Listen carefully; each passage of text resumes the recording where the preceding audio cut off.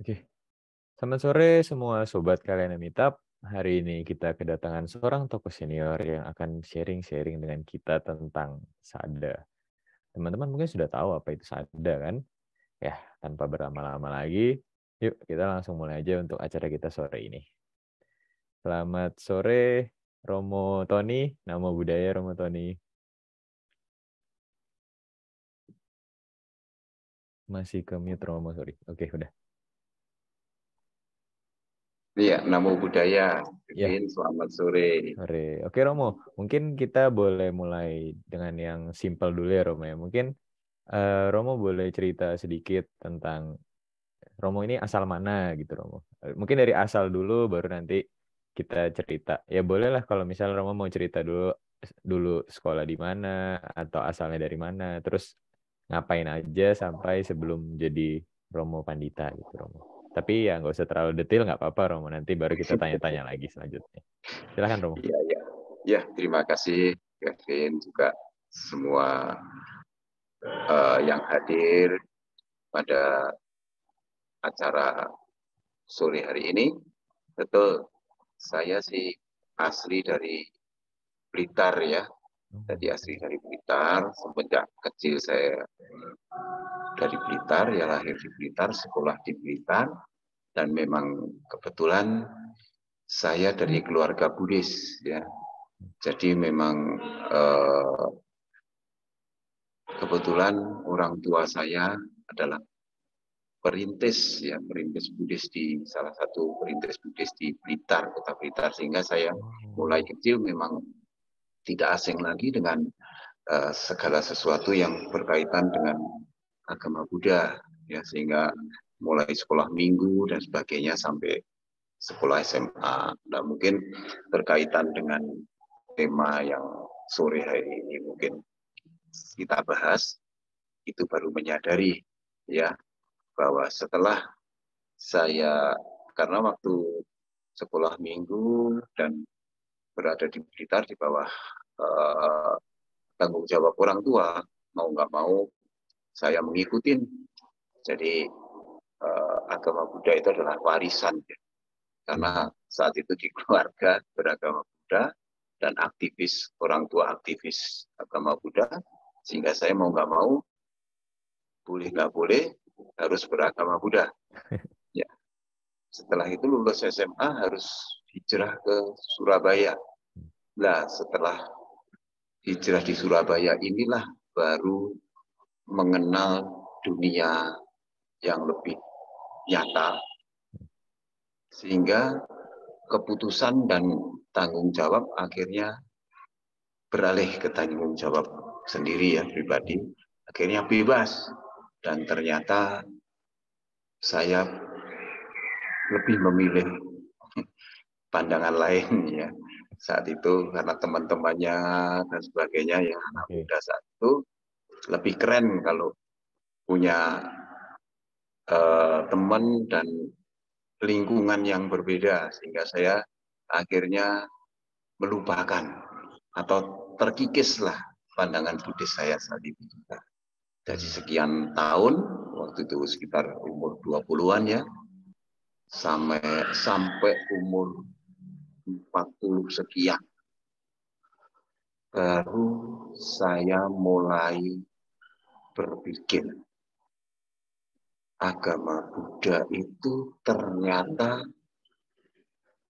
luar biasa sekali. Setelah saya mengenal pandangan-pandangan yang lain, dan saat itu saya bertemu dengan seorang biku yang sekian lama saya sudah tidak mengenal lingkungan Buddhis lagi, saya kembali ke lingkungan itu dan diskusi ringan saat itu, dan mulailah saya menyadari bahwa apa yang selama ini saya yakini di dalam agama Buddha mulai kecil itu ternyata hanya formalitas. Nah, setelah itu baru saya mulai mencari agama Buddha atau ajaran Buddha atau pandangan Buddhis yang sebenarnya seperti apa. Jadi saya baru menyadari bahwa mulai kecil sampai umur 20-an itu ternyata agama saya Buddha itu formalitas. Karena hanya ngikutin dari warisan orang tua. Oke. Nah, setelah saya kembali mengenal itu, baru saya menyadari bahwa ternyata tidak sesederhana itu agama Buddha. Nah, mulailah saya mengejar mencari. Dalam waktu yang singkat, walaupun sudah 20 tahun menghilang dalam komunitas Buddhis, saya mulai mencari di Surabaya. Perlahan-perlahan saya mulai mengenal wihara kembali, tetapi pengenalan saya berbeda dengan waktu saya di Blitar. Kalau di Blitar saya hanya formalitas, saya menjalankan karena itu kemauan orang tua.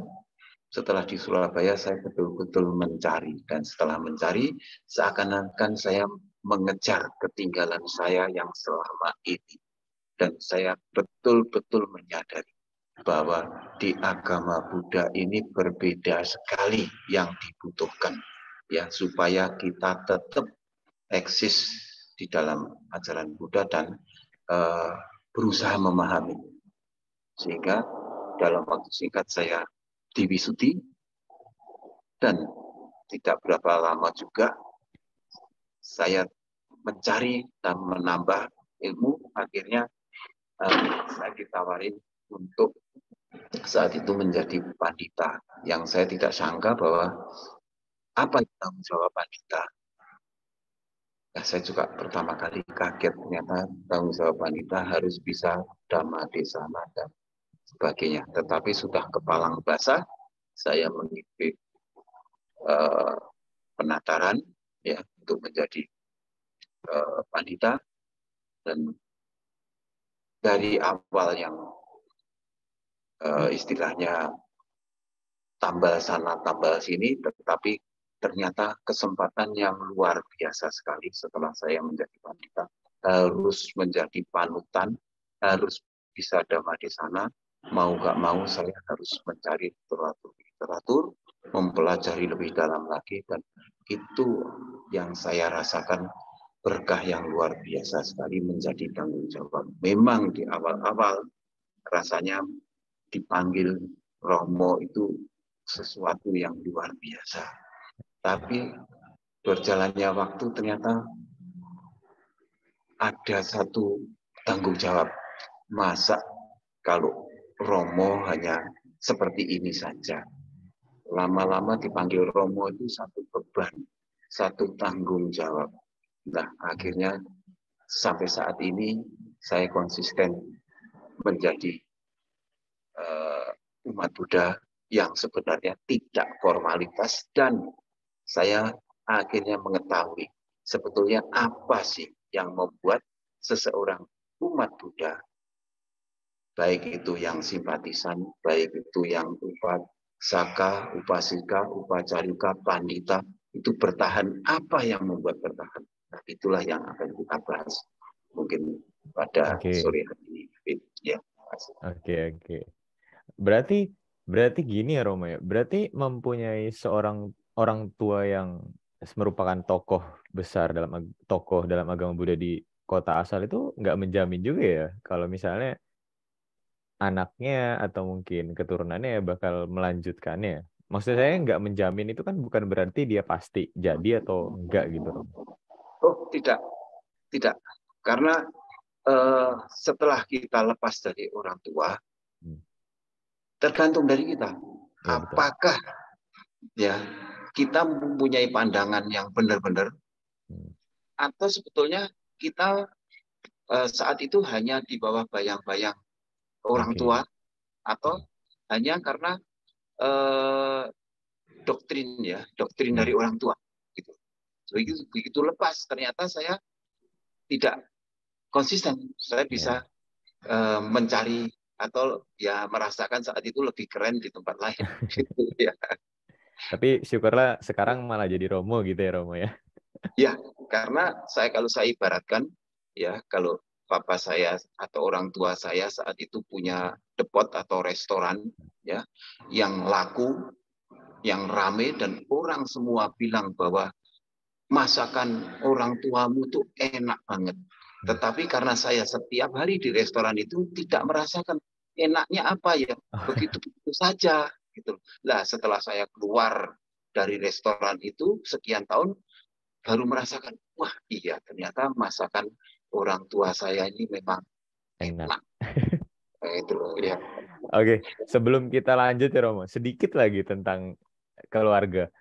Oke. Resto. Bagaimana pandangan Romo punya usaha restoran dalam agama Buddha? Setelah mengerti Dhamma mungkin.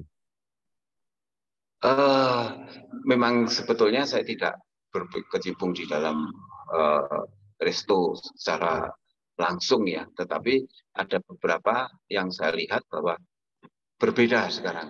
Kalau dulu mungkin bagaimana caranya menyajikan yang terbaik ya dengan menyisihkan atau melupakan ini ya doktrin-doktrin agama atau ajaran agama. Yang penting bagaimana resto itu bisa jalan ya, gitu loh. betul. Ya, tapi setelah mengenal apabila ada pilihan lain, sebaiknya memang dihindari hal-hal yang melanggar sila misalnya. Ya, apakah ada cara lain? Asal kita berusaha, asal kita mencari jalan, pasti ada. Tetapi kalau kita mau enaknya saja, mau gampangnya, ya udah. Ngapain cari yang aneh-aneh ini aja udah bisa. Nah itu memang mungkin kita mengesampingkan ya. Jadi penghasilan atau mata pencarian memang penting. Tetapi ternyata ada yang lebih penting lagi, yaitu berjalan di jalur Dhamma. Itu Kevin. Oke Romo, terima kasih untuk sedikit cerita background-nya. Boleh kita lanjut ya Romo ya? Mungkin boleh jelasin sedikit Romo tentang sada itu apa sih Romo sebenarnya? Nah, itulah.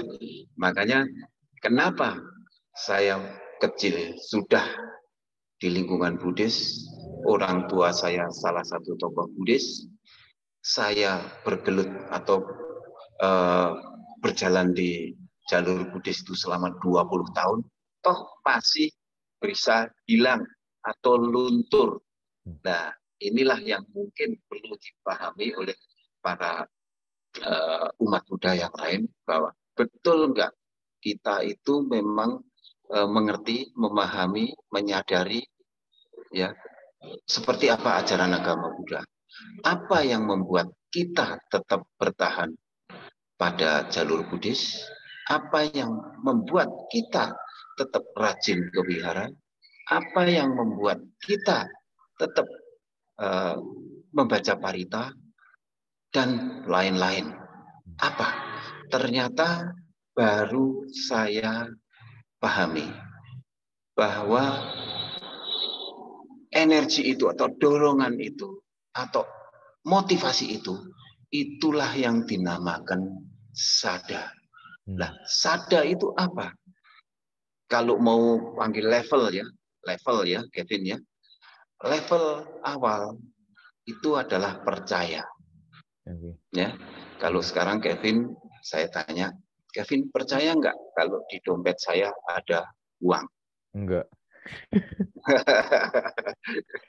Karena saya belajar Hipasiko Romo. Walaupun memang kalau secara umum kan orang ngomong gitu kita percaya, apalagi yang sudah jauh lebih senior dari saya. Cuma ya, kalau dalam Dhamma kan Hipasiko Romo. Nah, apalagi saya ke Blitar saat ini. Oke, iya, betul. Saya nggak bawa uang kan, percaya.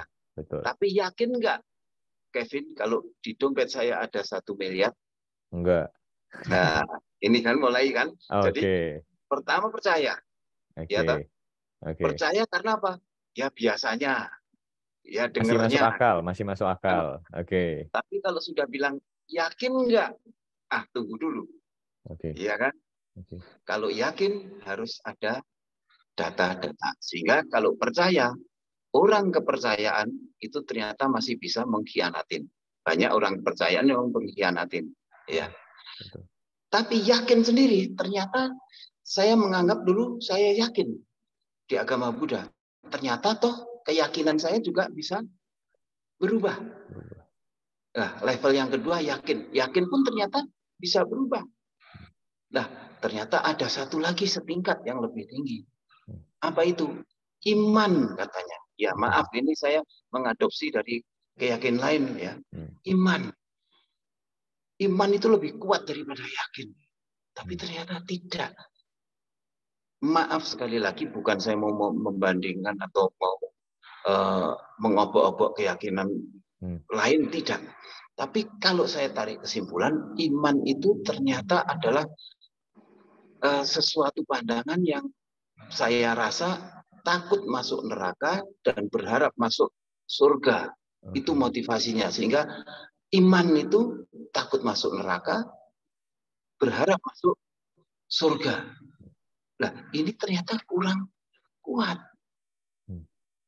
Nah, akhirnya di dalam agama Buddha, umat Buddha, kalau masih percaya, juga yakin dan punya iman terhadap Dhamma, itu ternyata tidak menjamin. Lah, yang menjamin itu adalah sada. Nah, kita sering sekali mendengar, sering kali mengucapkan, sering kali membaca parita yang disebut sada. Tapi ngerti nggak, paham nggak apa itu sada? Padahal sada ini kekuatan yang dahsyat sekali. Sehingga umat Buddha yang sudah muncul sadanya tidak akan pernah bergeming. Selama masih berpaling, luntur, dan ternyata masih baca 5 sila ternyata masih melanggar sila juga. Nah, itu berarti sadanya belum bagus. Oke. Ya. Nah, pertanyaan Kevin tadi, berarti sada itu apa? Betul begitu? Betul, Romo. Ya. Sada itu kalau mudahnya adalah sesuatu anggapan, ya, diawali dengan anggapan yang benar. Ya, semula diawali dengan anggapan yang benar, tetapi terus berproses, berkembang sampai mendapatkan bukti, sampai mendapatkan ehipasiko, bahwa anggapan benar itu mengkristal dan itu berkembang dan berproses terus. Jadi kalau dulu Kevin menganggap bahwa kalau mendung, petir itu hujan, ya. Tetapi pada suatu saat nggak ada mendung, nggak ada petir, tapi hujan. Lah, keyakinannya berubah. Oh, ternyata hujan itu bukan dari petir dan mendung. Ya. Sudah keyakinannya berubah ya. Padahal kalau sadar, oh kenapa ya tidak ada mendung, tidak ada petir, kok hujan? Tetap dikejar. Oh, ternyata mendung dan petirnya di sebelah sana, kena angin, hujannya ke sini. Ya, tetap menganggap bahwa hujan itu asalnya mesti dari penguapan dan sebagainya. Nah, itu bertambah terus, dan berproses terus. Seperti juga pengertian kama. Di awal selalu dicekokin kama di dalam agama Buddha, kama memegang peranan penting. Dengan anggapan benar dulu bahwa kama itu memang memegang peranan penting dan sesuatu hal itu pasti kaitannya dengan kama. Tapi dengan berjalannya waktu, sada berkembang lagi. Ternyata kama itu tidak satu-satunya penyebab atau satu-satunya yang menjadikan kita seperti ini. Tapi hanya salah satu dari 24 sebab. Nah, apabila kita tetap meyakini bahwa karma itu adalah yang menentukan kehidupan kita saat ini, banyak sekali umat-umat Buddha yang dulu ya dengan tegasnya, dengan beraninya, dengan keyakinan yang kuat sekali bahwa itu memang karma, dia berbuat baik, ternyata tetap nasibnya atau penderitaannya tetap bertubi-tubi. Akhirnya dia sudah tidak percaya dengan karma lagi. Nah, berarti dia belum muncul sada yang benar. Nah, sada itu terus berkembang, berjalannya waktu semakin menguat sehingga akhirnya tidak tergoyahkan. Nah, itulah sada. Berproses, tidak sekedar yakin, tapi berjalannya waktu itu akan mendapatkan satu masukan atau mendapatkan satu bukti, satu alasan, satu pemahaman, satu pencerahan, sehingga sada itu semakin mengkristal. Oke. Ya. Kan seperti sekarang kalau saya mau tanya Kevin, baca parita itu baik nggak? Baik. Baik. Baiknya seperti apa? Manfaatnya apa? Ya kan? Orang rajin baca parita ternyata rezeki nggak muncul-muncul juga. Ya kan? Ya. Akhirnya bosen kan baca parita. Lah, anggapan baik dulu nggak apa-apa. Parita itu yang baik. Tapi sadanya harus muncul. Baiknya seperti apa? Betul. Kenapa dianggap baik? Prosesnya seperti apa? Nah, sehingga membaca parita tidak sekedar membaca parita, tapi dengan pemahaman, pengertian, sehingga sadanya muncul. Kalau sudah sadanya muncul, apapun yang terjadi tidak akan pernah tergoyahkan. Itulah. Oke. Berarti kita bisa tarik hasil dari sini tuh kalau sadar dengan sada itu beda ya Romo. Karena di umum itu mungkin taunya kalau sada itu ya sadar juga mungkin Romo. Mungkin kurang lebih seperti itu ya Pak? Sebetulnya kalau dikaitkan memang sadar dengan sadar itu ada kaitannya.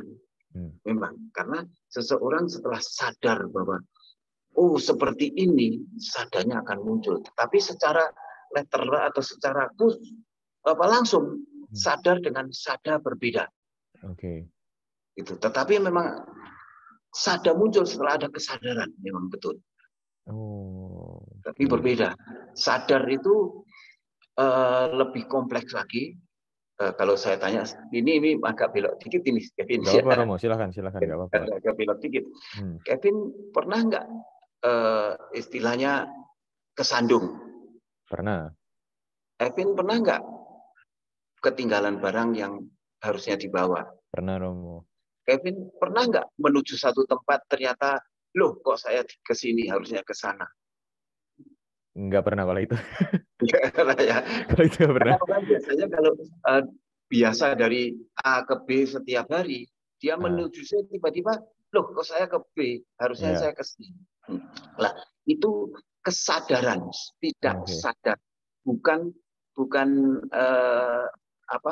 pingsan ya, tapi kesadarannya. Jadi kalau sampai terantuk, berarti kesadaran kakinya itu sudah tidak di kaki. Oke.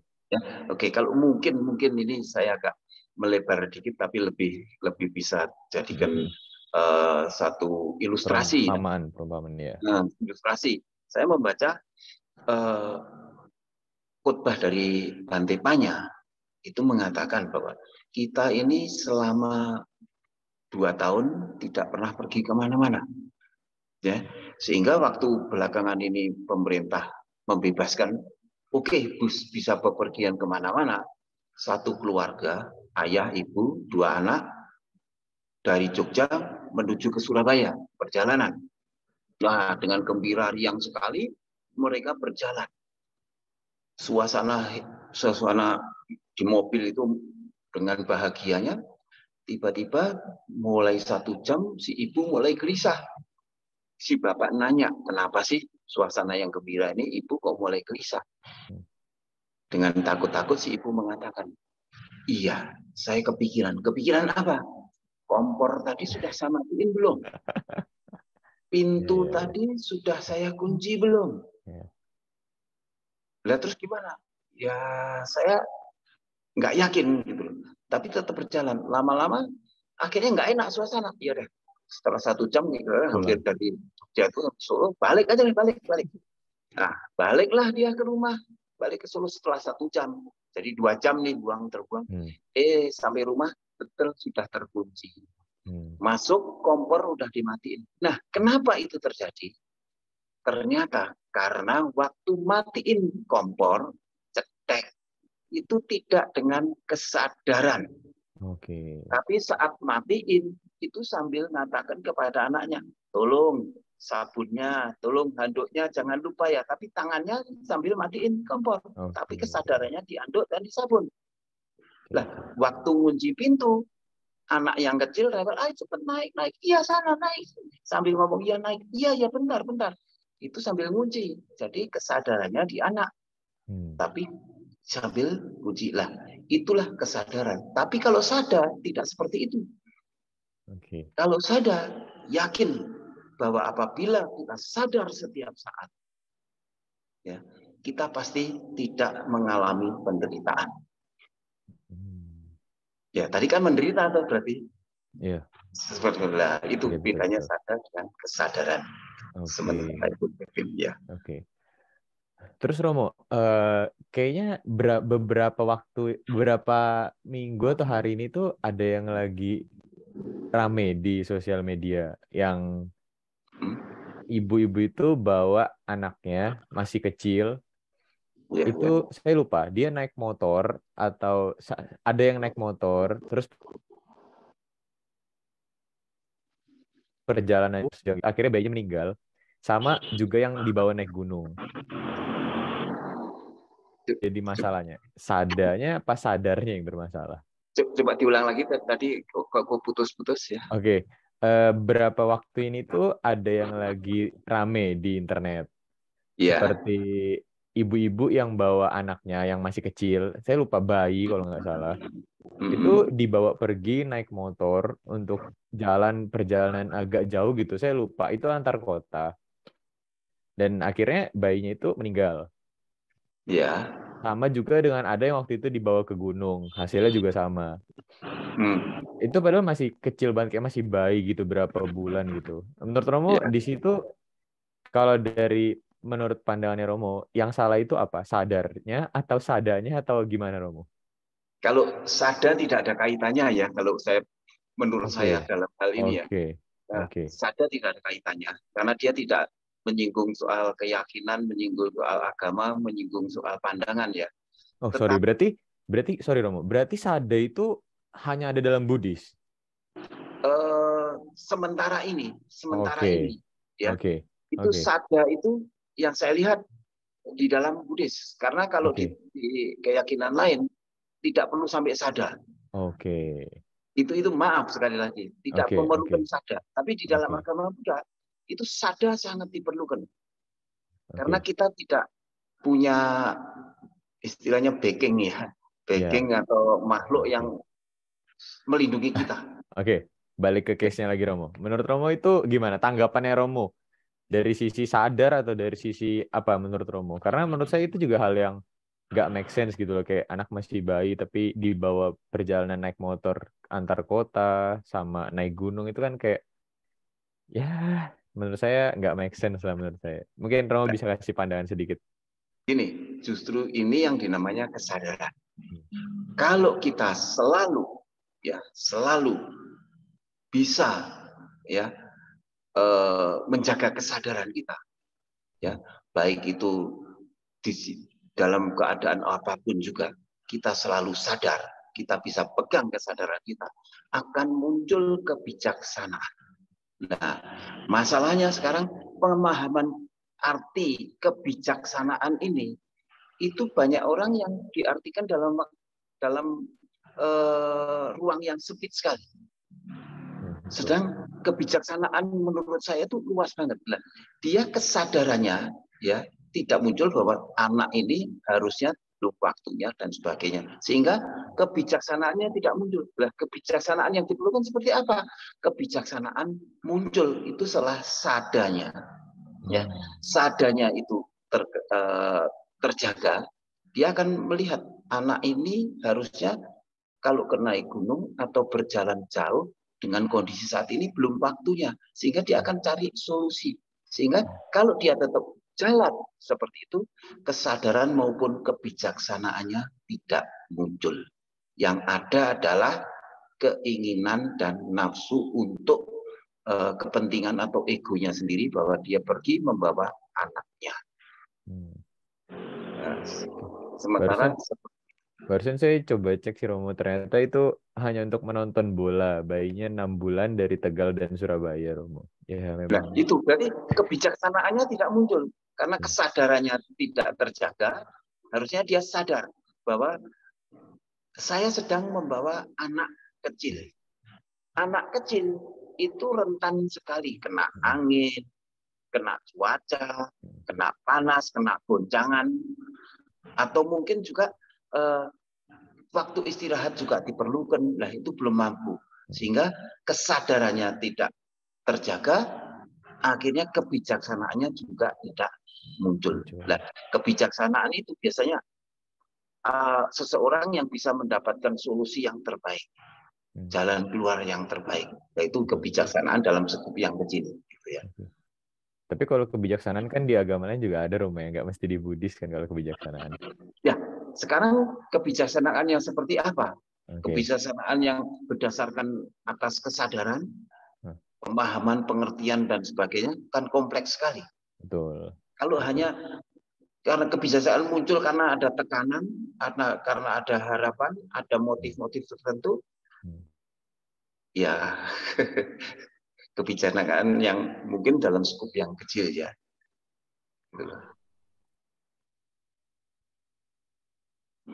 Memang pemahaman kebijaksanaan ini memang digambarkan akan sulit, tetapi bagi orang-orang yang berlatih, itu akan menemukan, oh, yang namanya kebijaksanaan seperti ini. Tahu mana yang harus dilakukan, tahu mana yang tidak harus dilakukan. Itu yang simpelnya seperti itu. Oke. Terus mungkin Romo boleh sharing nggak, Romo?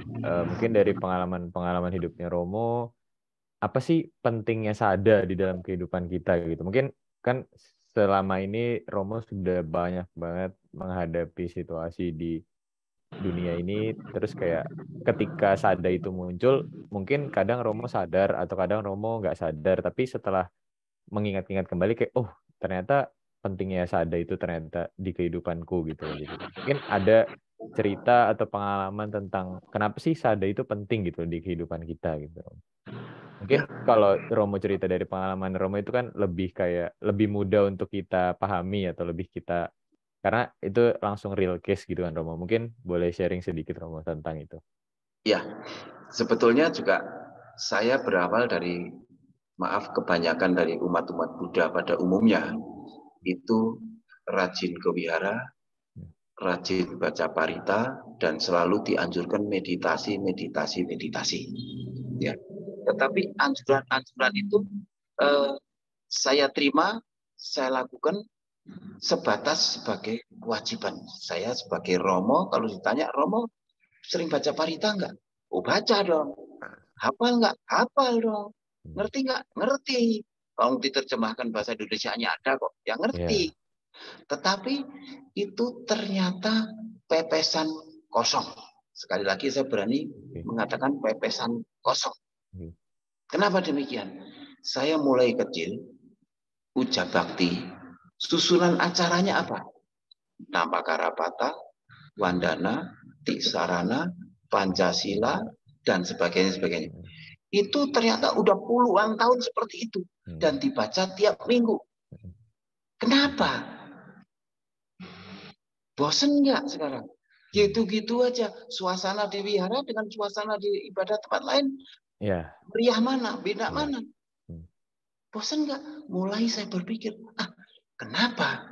Kok harus diulang-ulang dan itu saja paketnya, bacanya itu saja, ya toh meditasi ya begitu-begitu aja apa? Nah, ternyata itulah yang diperlukan sadar. Kita mencari, menggali sampai akhirnya dengan baca parita, ya, itu muncul sadar. Caranya bagaimana? Sekarang kita hal yang sederhana aja. Tiap kali kita namaskara, arahang sama sang buddho bhagawa, apa yang ada di pikiran kita? Gak tahu. Namo tassa bhagavato arahato sama sang buddhasa. Apa yang ada di pikiran kita? Ada lagi yang lebih berani lagi.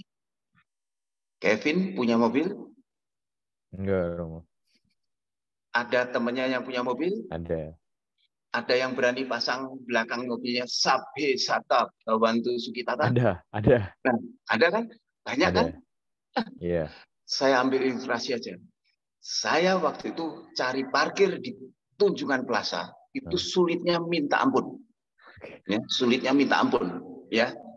Sekali waktu saya lewat ada mobil yang mau keluar, tapi saya udah kelewatan maju. Oke. Akhirnya saya berhenti, saya tunggu mobil ini kelewat, saya mundur, Hmm. ya kan? Hmm. Betul, mobil ini lewat, set, saya begitu mundur ada yang masuk, plus gitu aja dari belakang, plus tulisannya Sabe Sata Bhawantu Sukitata. Oke.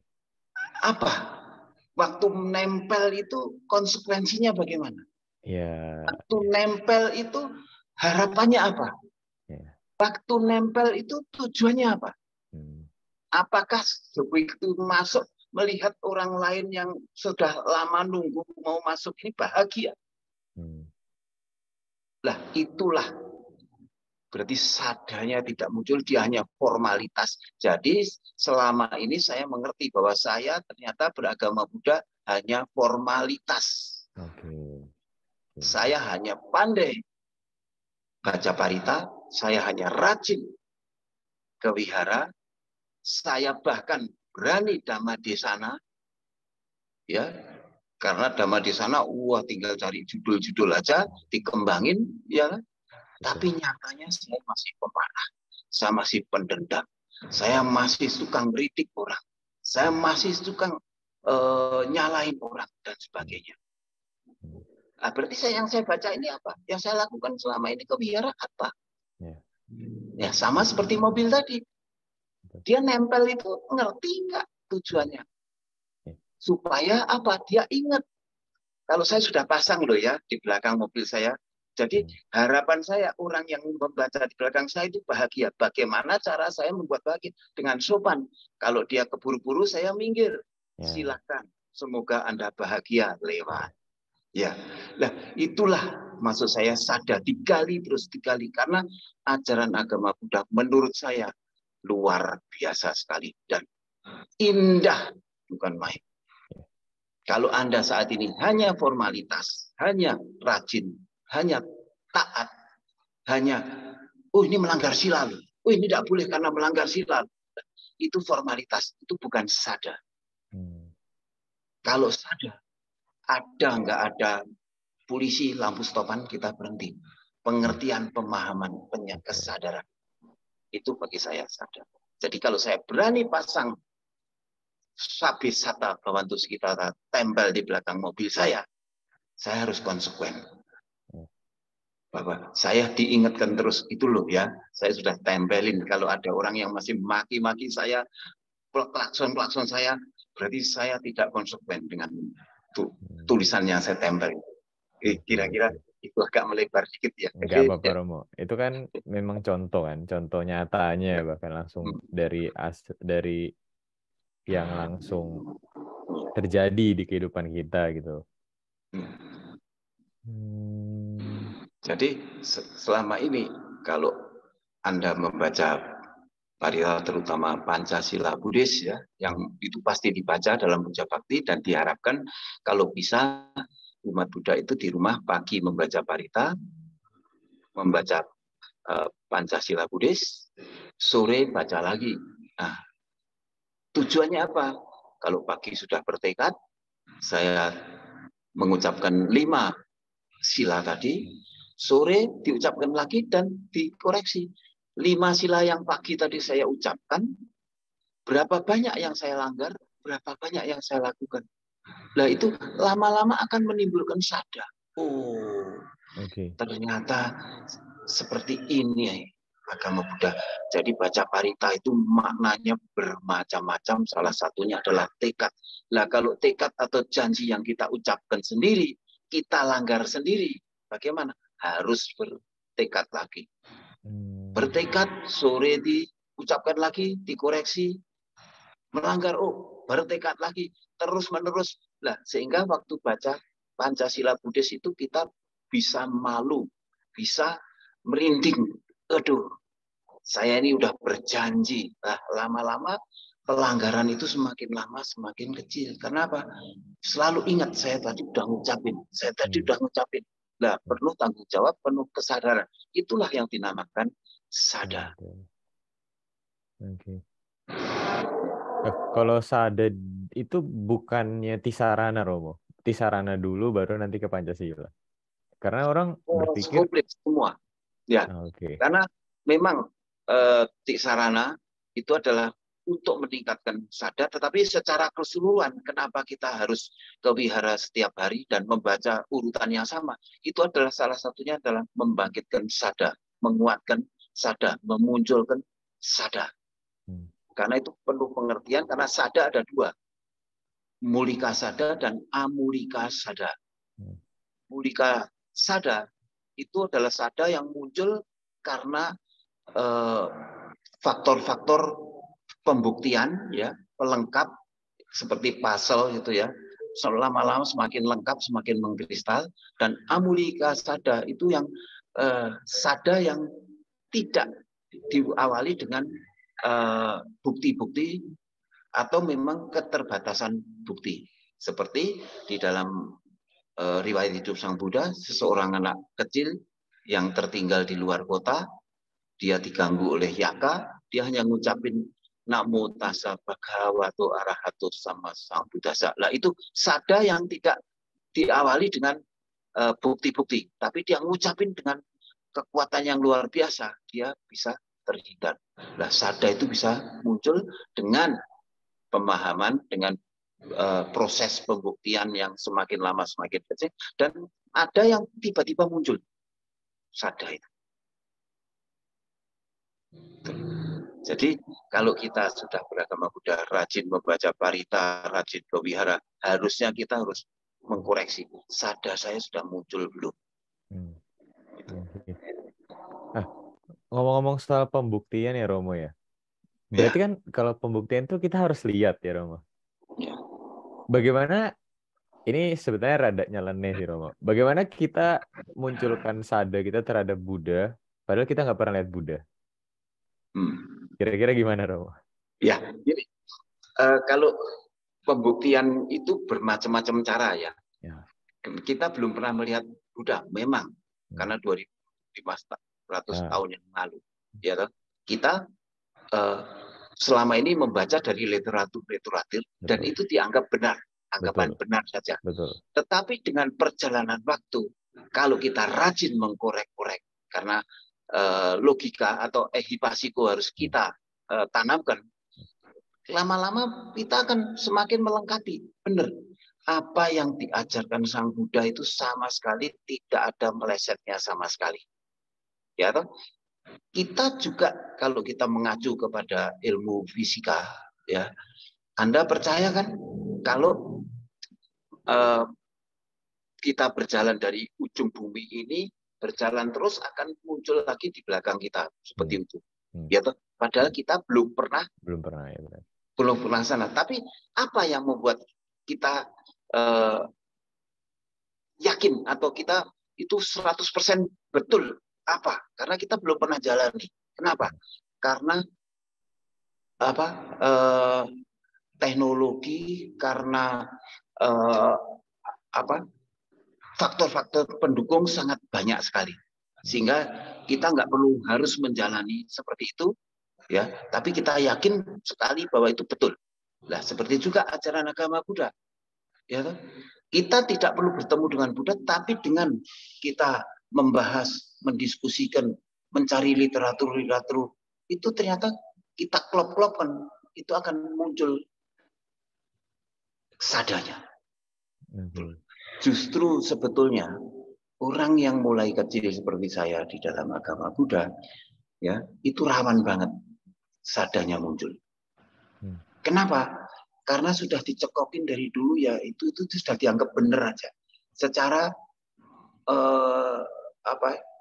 formalitas itu sudah benar terus saja, ya. Tetapi keuntungan saya setelah saya lepas, baru saya bisa punya pembanding. Nah, pengalaman-pengalaman lain, ya, pengalaman-pengalaman lain juga bahwa orang yang baru mengenal agama Buddha dan dia memahami, dia tertarik, itu lebih maju, lebih cepat sadarnya muncul dibandingkan orang yang sudah lama beragama Buddha.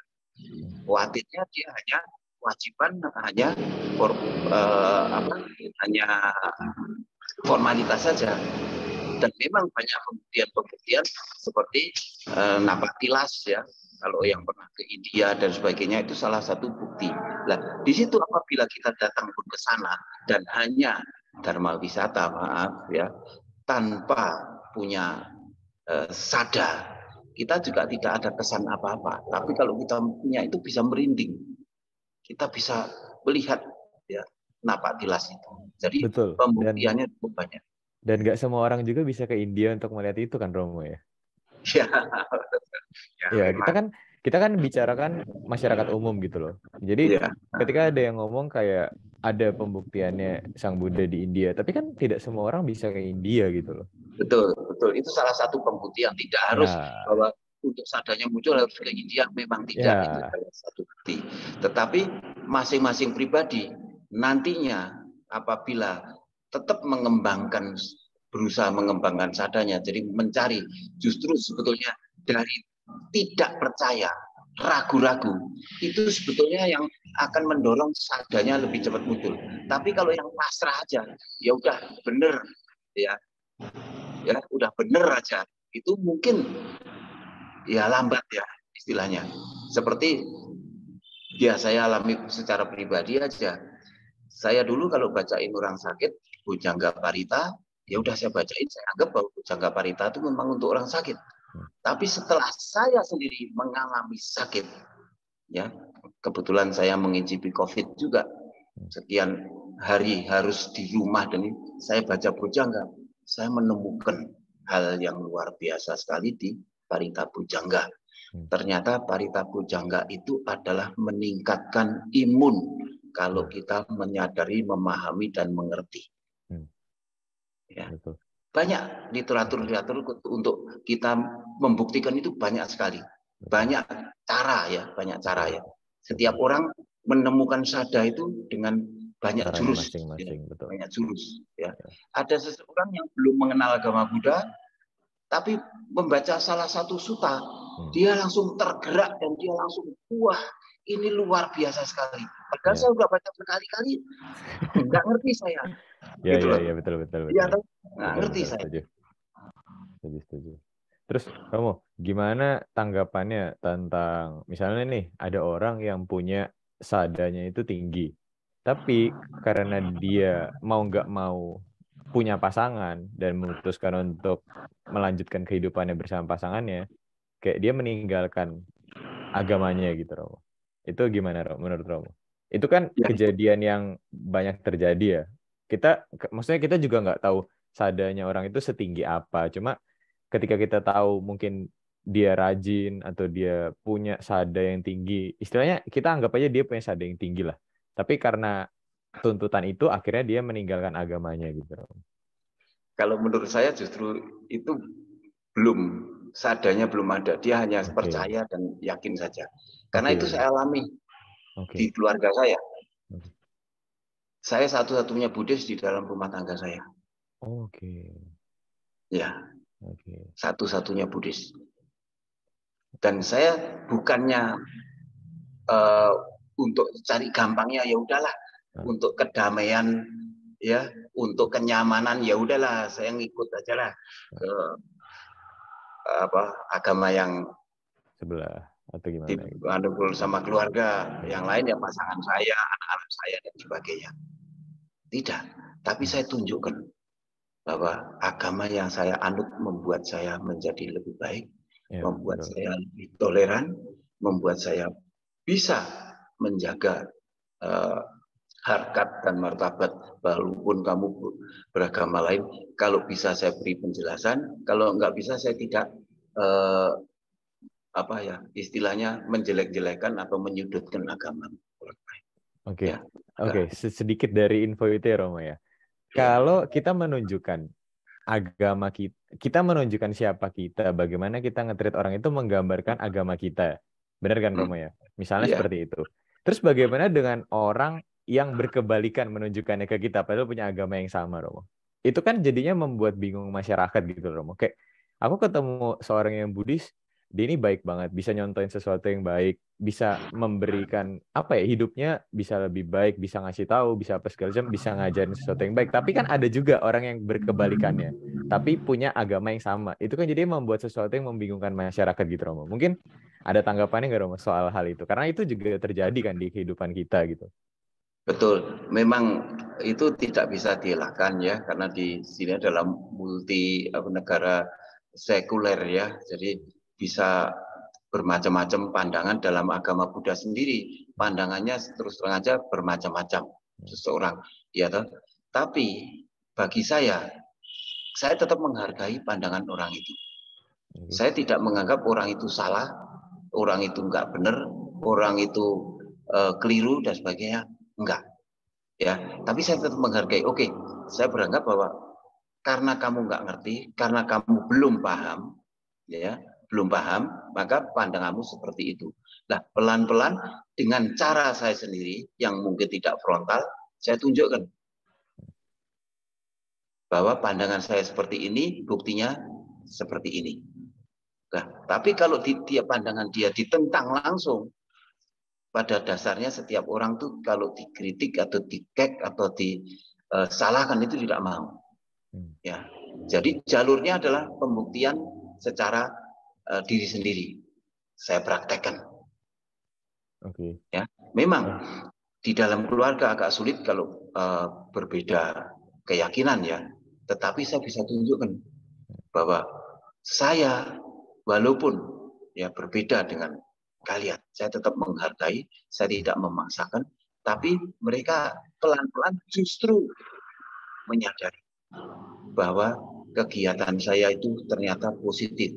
Kegiatan saya itu ternyata bisa merubah yang dulunya misalnya emosional, sekarang lebih toleran, lebih mengerti, lebih memahami, ya lebih ya tidak mudah. Kalau dulu kalau salah udah saya selalu kamu salah, sekarang ternyata tidak, lebih bisa menerima kesalahan orang lain. Nah, itu jadi pembuktian seperti itu. Ya. Maksud saya gini, Romo. Misalnya gini, Romo ya. Ada 3 orang. A ini yang seperti Romo ceritakan, yang menunjukkan. Dan dia Buddhis. Iya. B ini Buddhis juga, tapi dia berkebalikannya dari Romo. Nah, sedangkan si C ini menilainya itu bingung gitu loh, Romo. Dia bertemu dengan 2 orang ini sama-sama Buddhis, tapi punya perilaku yang berbeda gitu, Romo. Jadi maksud saya itu bagaimana biar si C ini mengerti mana yang benar, mana yang enggak. Karena kan dia hanya melihat itu secara langsung gitu loh, Romo. Dan dia juga nggak tahu mana yang benar, mana yang salah gitu loh. Ya ini, makanya saya sebutin tadi bahwa sadar itu berproses terus. Berproses terus. Saat ini mungkin pandangan orang kedua dan ketiga ini belum mengkristal ya. Karena saya sudah mengakuin benar bahwa saya pun sampai sekarang saya berusaha sadar saya itu berkembang terus, berproses terus sampai bukti-bukti itu muncul. Nah, dan ini tidak bisa hanya dengan satu jalur, misalnya kamu salah, kamu tidak benar begini nggak bisa. Tapi berjalannya waktu, ya dengan sedikit-sedikit itu diharapkan yang C ini bisa memahami yang B. Yang B ini juga akan karena yang B kalau dia bersikukuh bahwa saya itu paling benar, saya itu sudah belajar begini, dan itu persis ya yang saya alami pertama kali jadi Romo. Saya bukan main itu, hidung bisa di atas sebagainya, kepala mendongak terus ya. Saya anggap bahwa saya udah di atas kalian dan sebagainya ya. Tapi berjalannya waktu saya menyadari bahwa jabatan atau status Romo ini ternyata riskan banget gitu loh. Riskan banget, seperti orang itu melihat kamu tuh Romo loh ya. Tingkahmu seperti itu, ucapanmu seperti itu, kelakuanmu seperti itu. Nah, itu seperti nampar, lama-lama muncul. Nah, orang yang kedua itu juga mungkin pernah yang saya alami seperti itu. Dan saya itu akan melihat, oh Romo kok seperti itu kelakuannya. Romo kok enggak bisa panutan dan sebagainya. Padahal jabatan Romo itu sebetulnya jabatan sosial yang tidak menjamin bahwa seorang Romo itu pasti istilahnya bagus luar dalam dan sebagainya. Enggak. Tapi saya menganggap bahwa kalau menjadi Romo itu suatu tanggung jawab, ya, suatu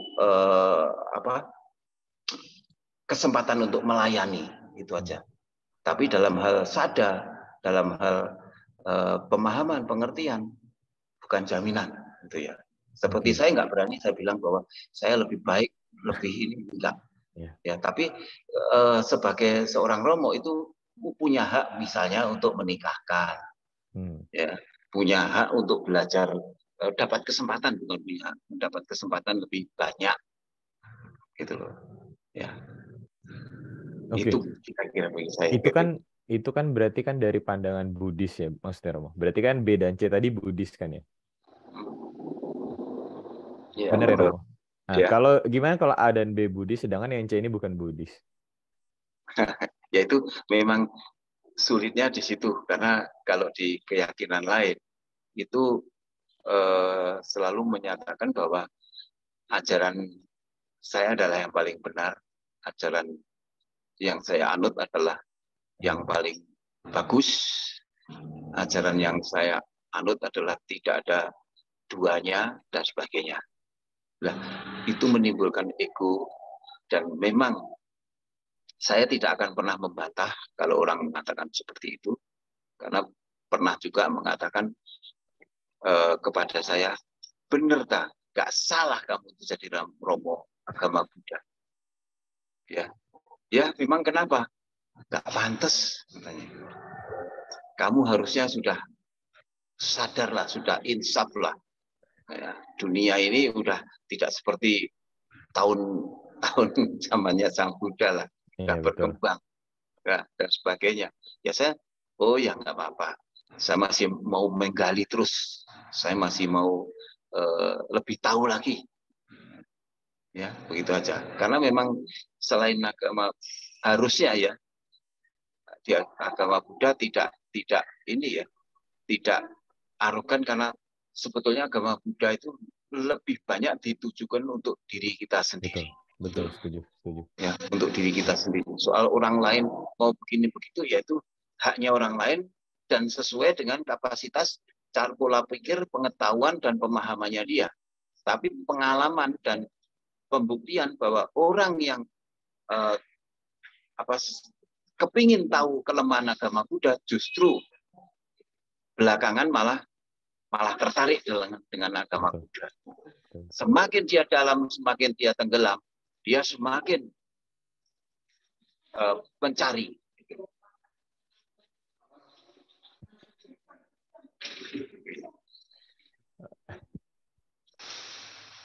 Gitu, Kevin. Oke, Romo. Sedikit tentang tadi, agama Buddha itu kan memang tujuannya untuk diri sendiri ya, Romo ya? Iya. Tapi bagaimana ketika itu jadinya over dan jadinya muncul pandangan salah, jadinya malah egonya yang naik, bukan kebijaksanaannya, Romo? Karena kan pasti ada kan kayak pemahaman yang salah atau pembelajaran yang salah, itu kan pasti ada, dan itu hal yang umum gitu, Romo. Jadi kayak gimana kalau misalnya ke diri sendirinya itu benar, ke diri sendiri, tapi yang diinginkan itu malah berbeda. Jadinya yang meningkat bukan kebijaksanaannya atau kesadarannya atau sadanya, tapi malah egonya, kemelekatannya yang muncul. Wajar, Kevin. Sangat-sangat wajar. Karena kalau dulu saya sebagai umat biasa, saya sangat istilahnya patuh, saya sangat sekali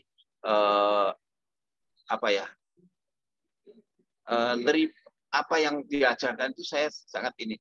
Tapi begitu saya sudah menjadi pengurus di salah satu wihara dan saya mulai dipercaya, mulai ditanya-tanya oleh umat, ego saya juga muncul. Ya, ego saya juga muncul, bahwa saya merasa bahwa ternyata saya dipandang lebih tinggi. Ternyata saya dipandang lebih penting. Nah, memang itu yang mengkondisikan bahwa ternyata seseorang baik, ya maaf kalau saya bilang seorang biku pun ternyata kalau terlena di situ egonya juga muncul. Memang tidak bisa dipungkiri dan itu sangat wajar, sangat wajar. Semakin tinggi seseorang ilmunya, itu malah semakin, kalau di dalam agama Buddha ya, itu semakin merasa, loh, saya itu ternyata belum apa-apa. Ternyata banyak diketemukan hal-hal yang luar biasa sekali. Pandangan-pandangan saya yang dulu seperti ini, ternyata di luar dugaan saya mendapat pencerahan, saya pemahaman yang luar biasa. Dan itulah yang mendorong saya semakin kepingin tahu, semakin banyak belajar, dan saya akhirnya bisa menghargai pandangan orang lain. Karena pandangan orang lain ternyata juga bisa menginspirasi saya. Itulah yang bisa memunculkan sadar. Tapi itu kan Romo, itu kan case terbaik ya Romo. Itu best case karena orang mau belajar, orang bisa Ya.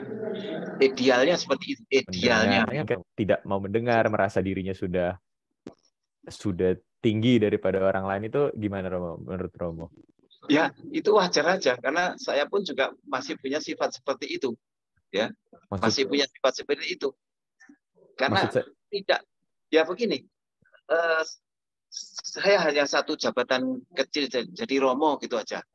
Ya, apabila suatu ketika saya diundang, ternyata ada Romo-Romo lain yang diundang dan ditempatkan duduk lebih ini ya, lebih terhormat misalnya, ya, itu ada perasaan, lah, kok saya nggak dipanggil, lah, kok saya ternyata nggak disapa, misalnya seperti itu. Padahal mereka memang mengundang khusus Romo ini dalam kapasitas, kemampuan, dan keahlian Romo tersebut, gitu loh. Tapi secara terbesit saya ini juga Romo loh. Nah, itu yang membahayakan memang. Lah, Dhamma itu seperti itu. Ya, kalau kita misalnya ada orang yang punya pandangan bahwa vegetarian itu bagus, ya. Nah, secara ego dia menganggap bahwa orang yang tidak vegetarian itu lebih jelek. Iya, betul. Orang yang rajin meditasi itu menganggap dirinya sudah lebih bagus. Orang yang tidak meditasi itu orang yang, nah, itu wajar sekali. Ya, pandangan, walaupun tidak terungkap ya, sudah menyepelekan. Orang itu jarang meditasi. Saya kan meditasi terus. Saya ngikutin retreat meditasi di sana. Seperti itu. Jadi memang bahayanya Dhamma seperti itu. Jadi belajar Dhamma bukannya tambah baik, tapi yang muncul adalah egonya. Memang betul. Dan seperti saya menyampaikan begini, terus ada yang jawaban Romo kok seperti itu. Itu terus apa sih yang itu? Oh, umat biasa. Lah, kamu cuma umat biasa, saya sudah Romo. Nah, ini hal-hal seperti ini akhirnya muncul juga gitu. Betul. Makanya kesadaran. Jadi saya harus sadar, ya. Ada orang yang ngucapin itu, saya harus sadar ini orang ini lagi kritik saya, orang ini lagi ini, ya. Nah, kesadaran saya muncul, ya, hati-hati. Itu latihan terus, walaupun sebetulnya masih belum apa-apa, masih lewat sekali. Saya malah sering kali kalau lagi nyetir mobil dengan umat-umat, saya sering diperingati oleh umat-umat, sadar Romo, sadar. Berarti apa? Jadi lingkungan itu pengaruhnya luar biasa sekali. Betul sekali. Kita walaupun sudah latihan, sudah berusaha, ternyata dalam kehidupan sehari-hari tidak semudah itu. Iya, benar. Karena kadang kita ngerti, kita bisa praktek, tapi ketemu lingkungan yang berbeda, kita jadi berubah langsung. Sikapnya mempraktekannya itu berubah pasti kadang-kadang gitu loh memang. Ya memang. Ya itu justru itulah sebetulnya meditasi yang benar ya, kalau kita setiap saat bisa sadar kita lagi ngapain, kita lagi penolakan perasaan kita lagi tidak senang, kita lagi emosi, ya. Salah satu contoh sebetulnya, saya kalau ketemu satu tukang parkir, itu dia nggak usah ngomong apa-apa, saya sudah langsung langsung Ya. kuda-kuda ya. Nah, supaya saya tidak emosi berlanjut, kalau saya kasih 2.000, pasti dia ngomong 5.000. Gitu. Udahlah, saya kasih aja 5.000. Walaupun di situ 3.000. Kenapa? Ya. Menghindari supaya saya nanti tidak mengucapkan kata-kata, tidak mengatakan hal-hal yang ini. Dan kebetulan tukang parkirnya terima 5.000 itu diam dan senang. Oh ya bos, terima kasih. Nah, aman kan saya? Ya. Nah, jadi begitu melihat saya sudah siap-siap. Ini pasti muncul ketidaksenangan saya terhadap tukang parkir.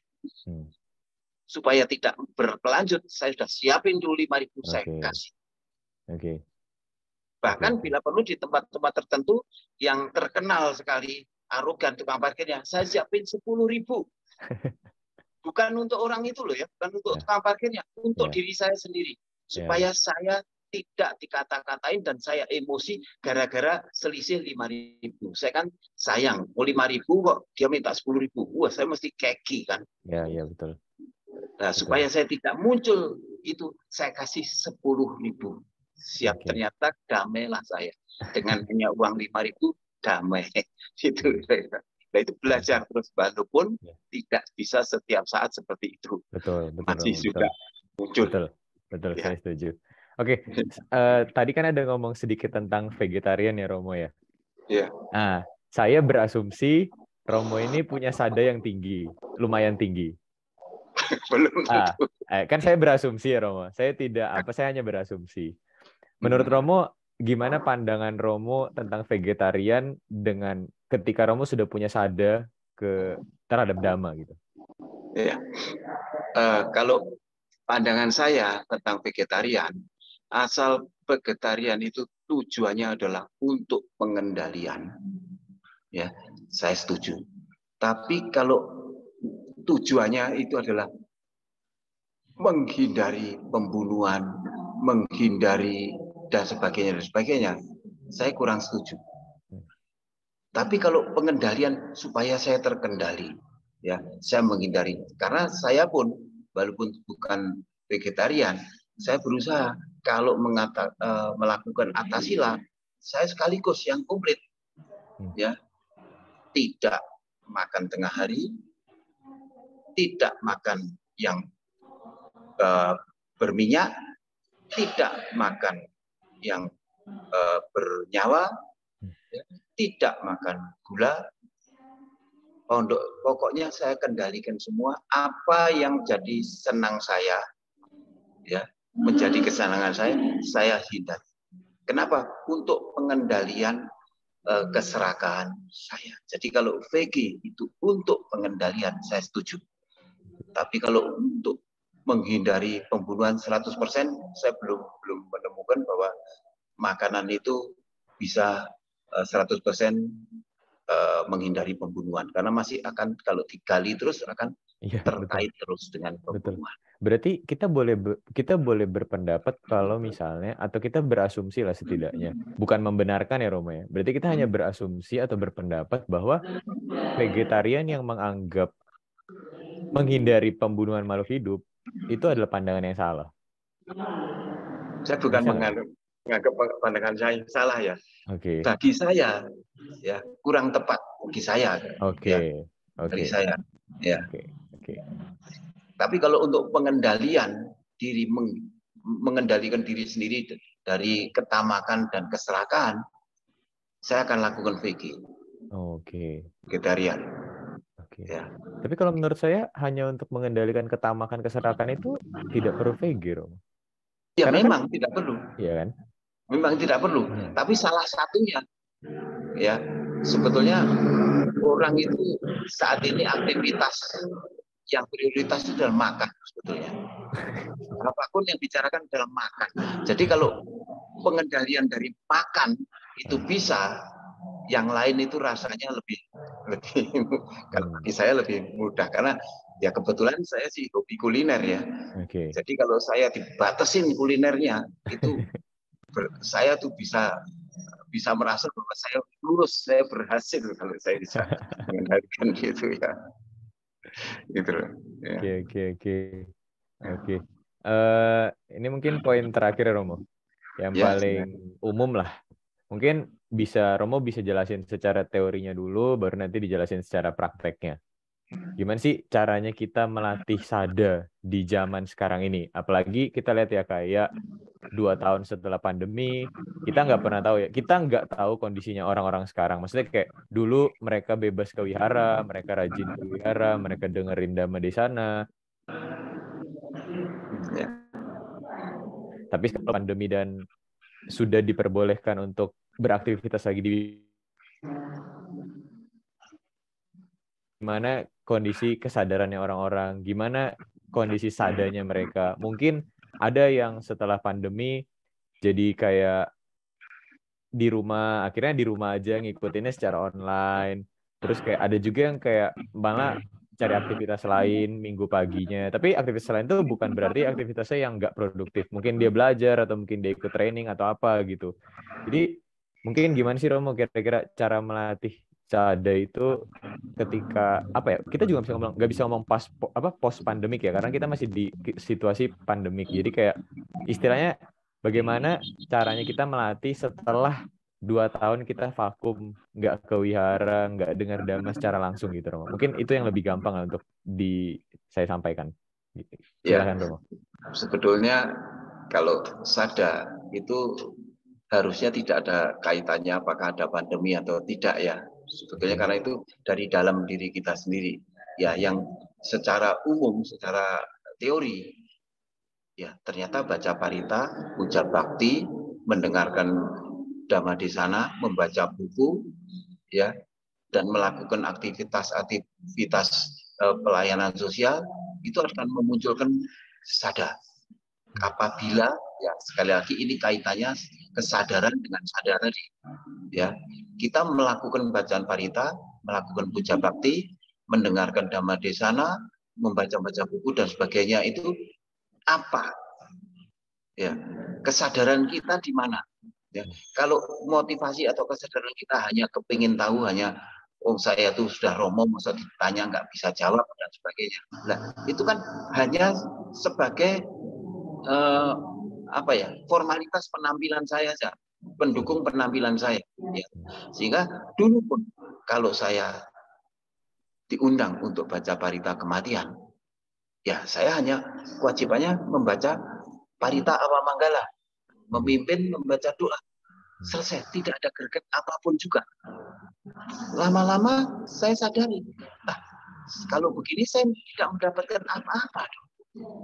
Ya, apalagi kalau ternyata keluarga itu bukan keluarga Buddhis dan kebetulan bapaknya beragama Buddha, yang terpaksa keluarga memanggil tokoh agama Buddha untuk baca parita, saya sakit hati. Kenapa? Keluarga acuh tak acuh. Ya, acuh tak acuh. Dan saya mencari kenapa orang sakit, kenapa orang meninggal, kenapa orang yang sudah meninggal kok dibacakan parita? Untuk apa? Ternyata yang satu formalitas, bahwa pantasnya orang sakit ya dibacakan parita. Pantasnya kalau orang meninggal ya ada prosesi pembacaan parita. Pantasnya kalau orang meninggal biar dianggap masih ingat kepada leluhur ya dibacakan patidana. Ya kan? Hanya formalitas itu. Nah, saya melakukan itu. Kenapa? Karena saya sebagai romo saja. Selesai. Tidak dapat apa-apa saya. Nah, saya gali terus. Oh, ternyata membacakan orang sakit itu kita berusaha untuk memahami orang ini sakit dalam kondisi begini. Setelah dibacakan parita, bagaimana reaksinya? Untuk saya apa pendapatnya? Nah, saya pemahaman. Oh, kalau orang sehat itu seperti saya, dan kalau orang sakit seperti ini. Kalau orang meninggal itu seperti ini. Saya pun juga akan meninggal. Nah, itu perenungan bagi saya. Semakin sering saya membacakan parita orang sakit, makin sering saya membacakan parita awamanggala, semakin sering saya membacakan peringatan-peringatan kematian, saya harusnya mendapat sesuatu. Apa? Perenungan, pemahaman. Kalau dulu saya namanya kematian itu sangat menakutkan, momok bagi saya. Tapi dengan membacakan parita awamanggala dikit demi sedikit, saya menyadari ketakutan itu tidak ada manfaatnya. Ketakutan ini malah membuat penderitaan bagi saya. Jadi kalau saya membacakan Parita Manggala, saya berusaha dengan sepenuh hati, kesadaran saya muncul, pemahaman saya muncul, simpati saya muncul. Karena apa? Pembacaan Parita itu bermanfaat bagi yang kita tuju, bermanfaat harus pada kita sendiri yang membaca, dan bermanfaat pada lingkungan. Jadi kalau keluarganya acuh-acuh, saya nggak peduli. Ini kesempatan saya untuk menjadi perenungan. Itu saya tekankan terus, walaupun tidak bisa selalu 100% seperti itu.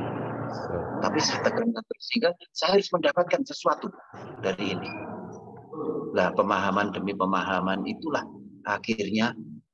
Jadi waktu pandemi, ya, saya justru mendapat pencerahan, ya seperti saya katakan tadi. Saya mendapatkan kesempatan untuk ngutak-ngutik yang namanya Bujangga Parita. Oh, ternyata 7 faktor bodi ini kalau dikaitkan dengan kesehatan ini luar biasa sekali. Seseorang kalau punya 7 faktor bodi itu, imunnya pasti jos, pasti bagus. Jadi kalau dibacakan, kita diingatkan, kamu harus perhatian pada dirimu sendiri. Kamu harus punya pengetahuan tentang kesehatan. Kamu harus bergembira. Kamu harus punya kegiuran dan sebagainya dan sebagainya. Nah, kalau orang punya 7 faktor budi itu, imunnya bagus, pasti sehat terus. Ya, betul. Nah, jadi tidak baca hanya sekedar membacakan orang sakit, tapi saya juga dapatkan, saya diingatkan juga, kan begitu. Itu secara ini ya, teori dan secara praktek yang saya dapatkan. Jadi saya tidak mau hanya sekedar formalitas, tugas saya karena Romo hanya membacakan, enggak. Saya enggak mau seperti itu. Nah, itu akhirnya mendorong saya empati, mendorong saya jadi peduli, mendorong saya jadi lebih care terhadap kesedihan-kesedihan orang lain. Itu cara saya. Oke. Romo, berarti soal baca Parita terhadap orang yang sakit, itu berarti kan bukan tujuannya untuk menyembuhkan, tapi lebih kayak mengondisikan batinnya mereka agar mereka itu lebih bahagia dan mendorong penyembuhan itu terjadi, kan Romo? Ya, betul. Karena apakah kalau dibacakan Parita penyakitnya hilang? Enggak. Ya, betul. Sakitnya tetap. Kalau ada orang kecelakaan kakinya putus, dibacakan Parita kakinya nyambung. Enggak. Tapi dibacakan Parita memahami bahwa tubuh ini ya rawan terhadap segala penderitaan. Jadi kalau fisiknya itu sakit, setidak-tidaknya batinnya bisa menerima. Ya, jadi kalau kita membacakan Parita orang-orang yang bermasalah, bukan masalahnya yang selesai, tidak. Ya, betul. Ya, kalau banyak orang itu punya utang banyak sehingga bermasalah, dibacakan Parita utangnya lunas, tidak. Ya, tapi utangnya tetap, masalahnya tetap, tapi pemahaman terhadap masalah itu sudah berbeda. Betul. Itu tujuan. Nah, itu kenapa? Ya, karena saya berusaha untuk baca Parita, ikut memahami, ikut menyadari, ikut merasakan apa. Jadi semakin terlibat sering di situ, harusnya semakin mendapatkan pencerahan. Seperti juga kalau kita membaca Parita Jaya Manggala, ya berkah utama, itu ada satu kata bahwa mengunjungi para pertapa itu adalah berkah utama. Apa berkah utama apa kalau kita mengunjungi? Ya kalau kita hanya berkunjung, hanya ngobrol-ngobrol biasa ya nggak dapat berkah. Tapi ternyata kita kalau berkunjung ke pertapa atau Bia Bante, kita bisa diskusi. Walaupun 1-2 kata, itu ada hal yang bisa kita petik. Itulah berkah utama. Nah, seperti itu, hal sepele-sepele. Tapi dalam buku Parita itu isinya luar biasa sekali kalau kita mau menggali, memahami, menyadari, dan mencari supaya sadar kita semakin tumbuh. Itu teori. Teori sekali lagi ya. Oke, nggak apa-apa Romo. Itu kan kasusnya adalah orang yang sakit ya Romo. Gimana kalau orang yang meninggal Romo?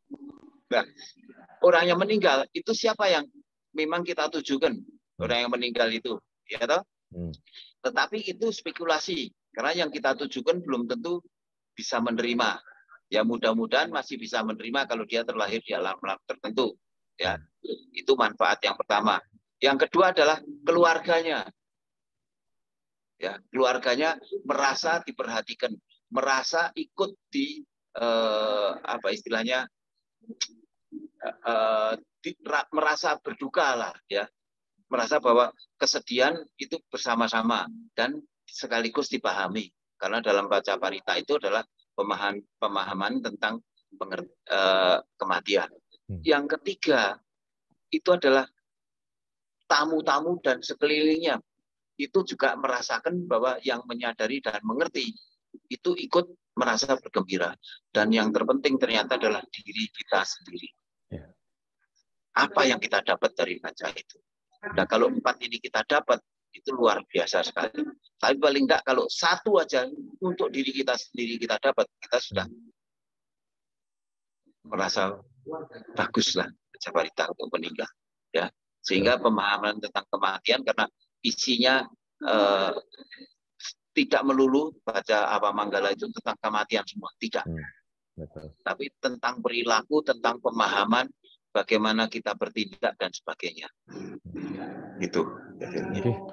Oke, Romo. Mungkin sebelum ditutup, Romo punya pesan-pesan buat teman-teman di sini tentang sada atau apa, Romo? Mungkin pesan-pesan atau tips buat kita semua yang hadir di sini atau yang bakal nonton nanti. Kevin juga semua panitia yang menyiapkan acara ini, saya mengucapkan terima kasih atas kesempatannya. Ya mungkin cuman sederhana aja, cuman simpel aja yang saya sampaikan. Semoga apa yang kita lakukan dalam baca parita, puja bakti dan sebagainya, kita harus setiap saat itu menimbulkan sada terus. Jadi kalau yang berpuluh-puluh tahun datang ke wihara tidak mendapatkan perubahan apa-apa, itu sangat sayang. Ya, sangat sayang. Jadi sebaiknya setiap melakukan apapun, baik baca parita, puja bakti, dan pelayanan lain, tidak sekedar formalitas. Ya, tidak sekedar formalitas, tetapi dengan pemahaman dan pengertian bahwa kita harus bisa meningkatkan sada setiap saat dengan cara yang bermacam-macam. Itu kira-kira ini yang saya sampaikan. Oke, sekali lagi terima kasih Romo Tony sudah mau join kita hari ini, sudah mau sharing juga tentang sada. Semoga apa yang diperbuat bisa bermanfaat lah buat kita semua dan untuk Romo Tony juga ke depannya. Sekali lagi terima kasih Romo sudah mau Terima join. kasih Kevin, terima kasih kepada semua yang ikut dalam acara ini. Ya. Mohon maaf apabila ada kata-kata atau ucapan atau jawaban saya yang kurang tepat. Mohon dimaafkan karena saya juga dalam hal ini masih juga belajar. Ya, oke, terima kasih. Sabi sata bawantu sukitata. Sadu. Oke, saya closing ya teman-teman. Yeah.